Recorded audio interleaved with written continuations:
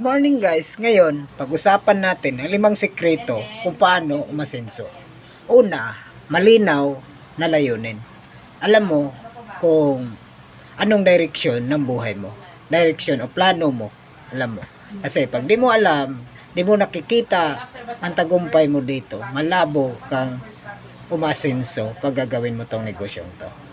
Pag walang direksyon ang ginagawa mo. Pangalawa, tuloy-tuloy mo lang gawin. Kasi kahit maliit na bagay, maliit na steps patungo sa pangarap mo, pag tuloy-tuloy lang, darating ang panahon na maging successful ka dito. Pangatlo, tamang tao o nasa tamang environment ka. Huwag mo samahan yung mga taong hihila pababa para hindi matupad ang pangarap mo.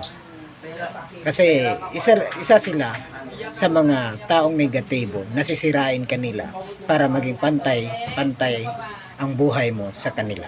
Pang-apat, matuto kang mag-adjust. Kasi lahat na yumaman na tao, madaling mag-accept at madaling mag-adjust. Siyempre, magpapatawad din. Then next, kailangan maging observant ka sa lahat ng magawin tungkol sa ating negosyo para sa pag-success mo.